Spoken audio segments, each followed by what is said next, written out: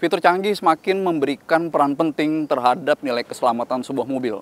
Toyota Safety Sense sebagai Advanced Driver Assistance System khas Toyota dinilai mampu memberikan aspek itu. Dan sekarang kita akan membuktikan seberapa canggih dan seberapa efektif dia di salah satu produk andalan Toyota, Toyota Yaris Cross Hybrid.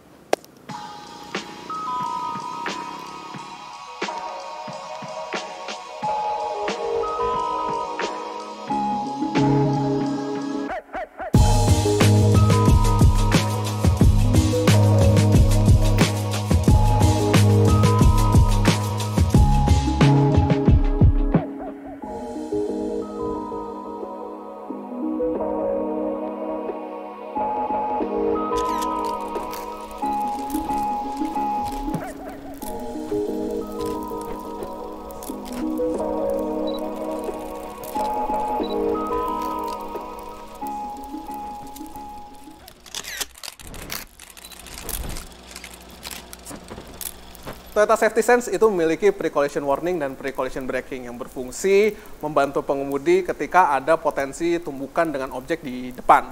Pre-collision warning itu memperingatkan, sementara pre-collision braking itu melakukan pengereman otomatis jika diperlukan.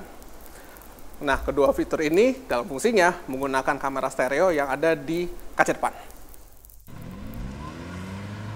Oke, Riz, kita coba nih. Gua nggak ngerem sama sekali. Nabrak gak kira-kira nih?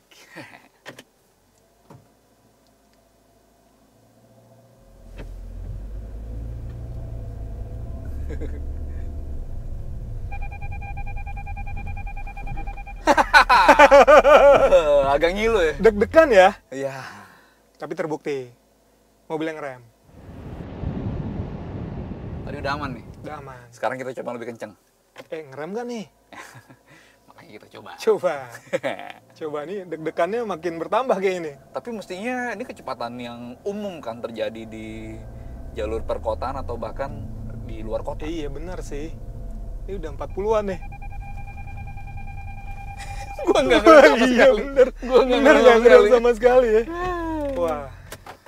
Tadi kami melakukan pengetesan langsung dan wow, pre-collision warning dan pre-collision brake ini efektif banget. Di kecepatan 25 km per jam, dia memberikan jarak tersisa dengan objek itu 1,8 meter. Sementara kita coba lagi dengan kecepatan yang lebih tinggi, sampai 40-an km per jam, hasilnya masih tetap aman.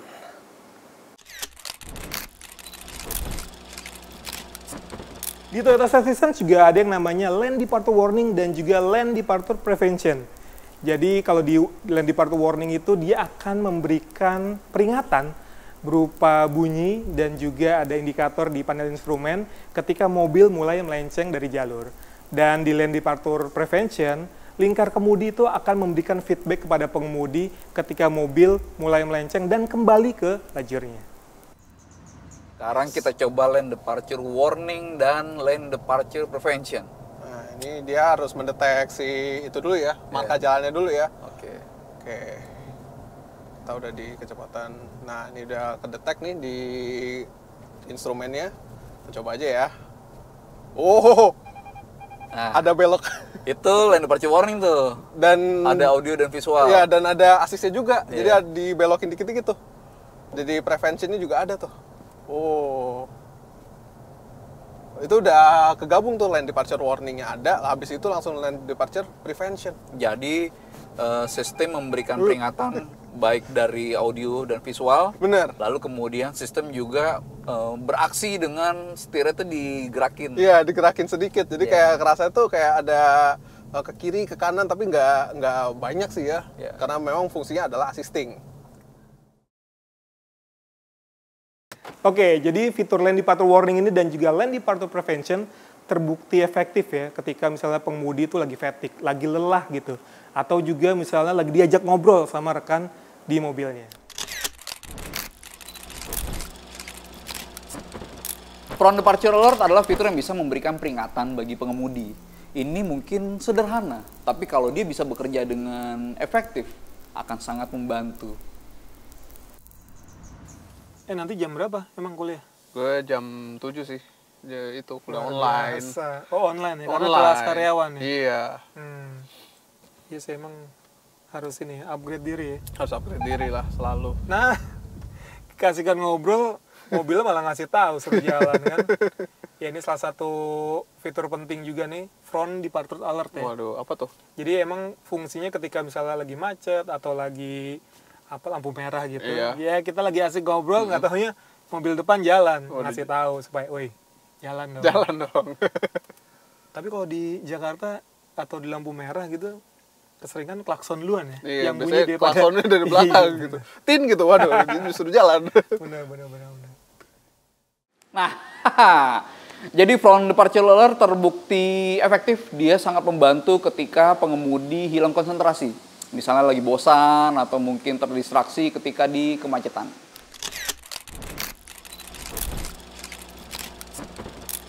Kita tahu cruise control adalah fitur yang membuat perjalanan jauh itu semakin nyaman. Tapi di Toyota Safety Sense dia memiliki adaptive cruise control yang bisa secara adaptif menyesuaikan kecepatan dengan lalu lintas di depan. Oke, Riz. Adaptive cruise control nih. Jadi kita set dulu Yes. di kecepatan berapa dan nanti kita lihat apakah dia bisa menyesuaikan kecepatan dengan Mobil yang ada di depan.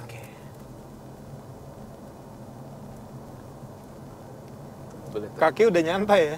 Nggak usah injek pedal gas lagi berarti ya. Yoi. Udah santai Nih, banget. kaki kanan udah relax nih. Iya.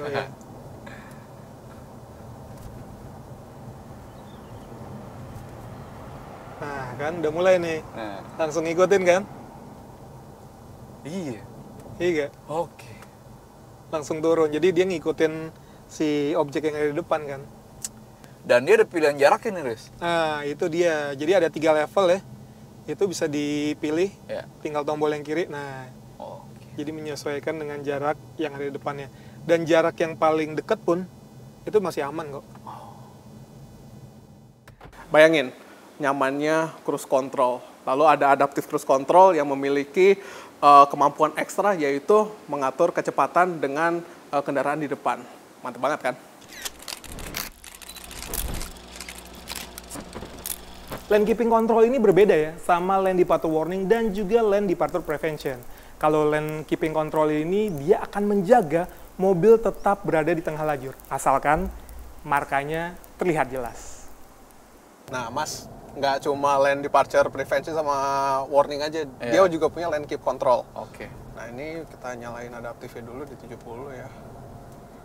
Kira-kira. Dia lane keep control tuh membuat mobil itu tetap di tengah. Iya, coba. lajur. Lepas tangan coba. Dia lepas tangan. Dia belok sendiri. Hold steering wheel. Kelihatan tipis, Iya. tapi mobil sebenarnya bergerak efektif ya? Iya, bergerak Iya, efektif. iya. Nah, itu dia satu lagi fitur yang membantu pengemudi untuk nyaman sepanjang perjalanan. Auto high beam. Kita tahu bahwa visibilitas akan lebih baik kalau lampu jauh diaktifkan ketika malam hari. Tapi kita juga tahu bahwa itu berpotensi menyilaukan dan automatic high beam memungkinkan agar lampu bisa berpindah secara otomatis dari high ke low beam supaya keselamatan pengendara di depan terjaga. Dan kita tahu bahwa dengan switching secara otomatis dari high beam ke low beam pun dari low beam ke high beam ketika dibutuhkan, berarti kita bisa mendapatkan visibilitas yang bagus tanpa mengorbankan kenyamanan apalagi keselamatan pengendara lain.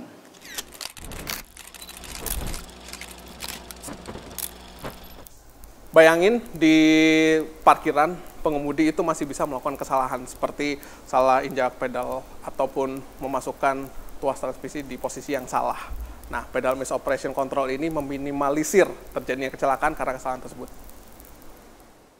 Riz, ini jadi pedal misoperation nih. Iya. Biasanya kalau pas lagi di minimarket, terus kemudian kalau mau keluar dari parkirannya mundur kan? Benar. Ya, terus masalahnya adalah beberapa pengemudi yang mungkin termasuk kita itu terdistraksi nih. Nggak fokus ya. Nggak fokus karena bisa aja mau bayar parkiran kan. Iya.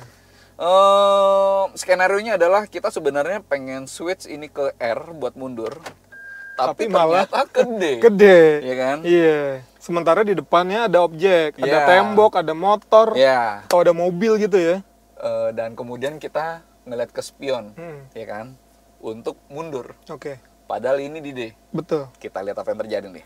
Oke, Weh, ini gue digas nih. Yoi. Tapi ngerem. ngerem. Mobilnya Oke. cuma maju dikit, Ya, tapi nggak nabrak. artinya efektif. Jadi terbukti ya, ketika pengemudi salah menginjak pedal atau salah memasukkan transmisi, mobil tetap aman.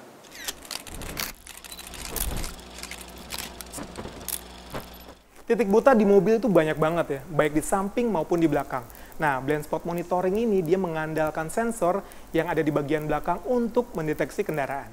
Samping kita nggak kelihatan di blind spot gitu ya, Iya. ada kendaraan. Nah ini bisa kelihatan nih visualnya nih. Oh, itu nyala secara otomatis ya? Nyala secara otomatis karena ada sensornya di Iya. belakang. Dan kalau misalnya kita nyalain sen, Oh, berkedip dia? berkedip dan ada warningnya tuh. Jadi kayak jangan dulu lah. Oh kalau iya. ada. Karena dengan berkedip jadi makin aware mestinya pengemudi ya. dengan Iya flashing-nya. betul. Fitur ini ibarat mata tambahan ya, yang bisa melihat apa yang nggak bisa dilihat oleh pengemudi. Ketika mundur, Rear Cross Traffic Alert mampu memberikan informasi kepada pengemudi bahwa ada objek yang sedang melintas di belakang mobil melalui suara dan indikator yang muncul di spion. Tentu dengan informasi itu pengemudi jadi lebih awas terhadap situasi sekitar. Rear Cross Traffic Alert. Waduh. Ini biasanya kepake banget fitur ini ketika misalnya kita mundur nih. Oh. Mau keluar parkiran ya kan. Kayak di minimarket gitu kan? Ya, atau misalnya di parkiran tapi blind spot gitu. Atau di minimarket nggak ada tukang parkirnya gitu kan. Tiba-tiba ada mobil atau motor melintas gitu kan. Iya. Kita biasanya kaget ya. Ya betul bahwa ada si kamera kamera. mundur. Tapi begitu kita mau mundur, nah kan ada indikator di spion sama ada bunyinya. Jadi lebih kita aware ya? Lebih aware, benar. Wow. Jadi indikator 2, habis itu ada warningnya. Wow, Seru ya. seru. Ya, jadi ini adalah skenario yang sangat mungkin terjadi di keseharian. Pas keluar dari minimarket, lalu kemudian kita mesti membayar ke tukang parkir misalnya, lalu kita nggak aware bahwa ada objek yang melintas. Dengan informasi dari Rear Cross Traffic Alert, kita akan lebih sadar dan waspada terhadap situasi.